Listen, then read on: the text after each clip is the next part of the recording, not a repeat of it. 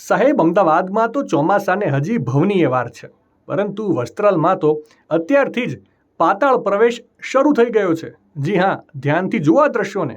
વસ્ત્રાલમાં આશીર્વાદ ડ્રીમ સોસાયટીની બહાર અચાનક જ રોડ બેસી ગયો અને મોટો ભૂવો પડી ગયો. આ દ્રશ્યો જોતા લાગે છે કે ભૂવો પડવા માટે હવે મેઘરાજાની મહેરની કોઈ જરૂર નથી રહી.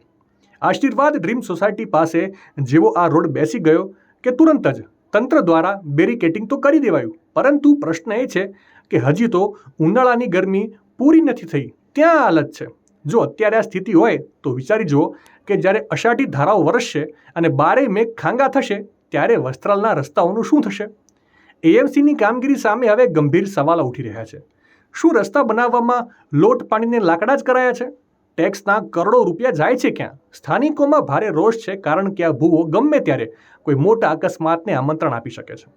મિત્રો, જો તમે પણ વસ્ત્રાલ વિસ્તારમાં રહેતા હો તો આશીર્વાદ ડ્રીમ સોસાયટી પાસેથી પસાર થતી વખતે સાચવજો, કારણ કે અહીં રસ્તાઓ પર ભરોસો કરવો થોડો અઘરો છે.